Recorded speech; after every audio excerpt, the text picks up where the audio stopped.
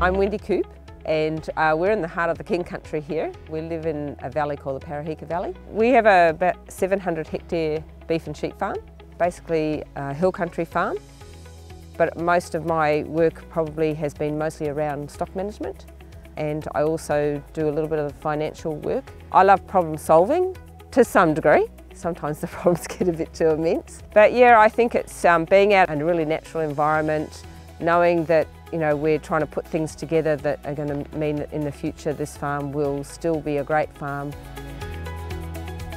So about 5 years ago, I pretty much just woke up one day and my back was just in spasm. Basically, it stopped me in my tracks. I pretty much couldn't farm. I didn't know what was wrong.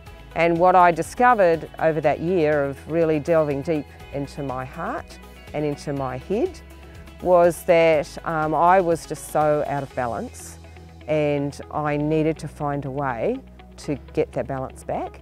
What I learned was I just had to step back. Even though I loved the farm, I was having feelings of this farm's going to kill me, this farm's going to make me it's making me ill, and I need to find a way to fix that. And I guess some people might go, okay, I'm just going to walk away and leave it behind. But for me, that wasn't an option.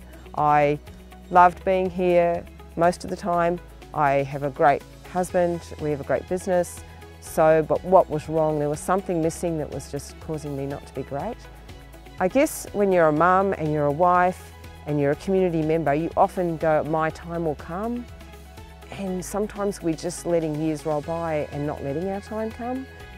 That was the beginning of me being introduced to a singing teacher who somehow lives an hour from here. And I'm now 5 years down the track, singing classically. It's something that I have always wanted to do, but just that really helped me get some balance. And what I did then was I took a day off every week, a specific day, and that day was not negotiable because that was the day that I had to go to my lesson. So therefore the men couldn't say, well, we need you on Wednesday. I'm like, I'm not here. And that was end of story. There was no discussion on that.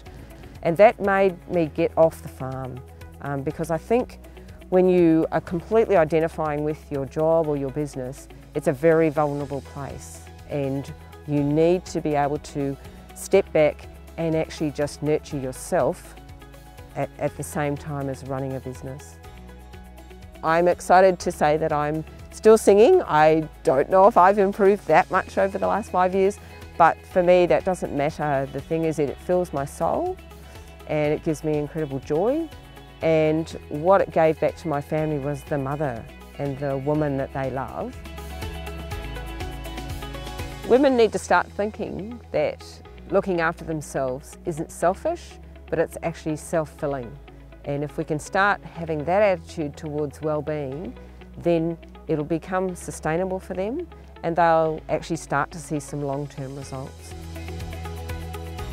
There are a couple of strategies that I really like using. I like journaling, so I have a journal that I write in most days, and it might be generally around what I've learnt that day. And the other thing that I like to journal too is look for 3 joyful moments in the day. It might be I've just stopped the bike and my dog just gives me a little look to say, I'm so happy to be out here with you. And just taking notice of those rather than moving on straight away into what the job in hand is. If we just take a minute to just actually appreciate that we actually do live in an amazing environment and there is a lot of joy in life. I love mountain biking, so not so much on the farm, it's a bit steep, but yeah, to get out and play on my mountain bike, I really, really enjoy that. We often talk about what drives the farm and we talk about KPIs and things like that and production, but those things are amazing and they're well and good. But if we don't look after ourselves, then if I don't have this body and this mind, then I can't farm. So really it has to become a priority.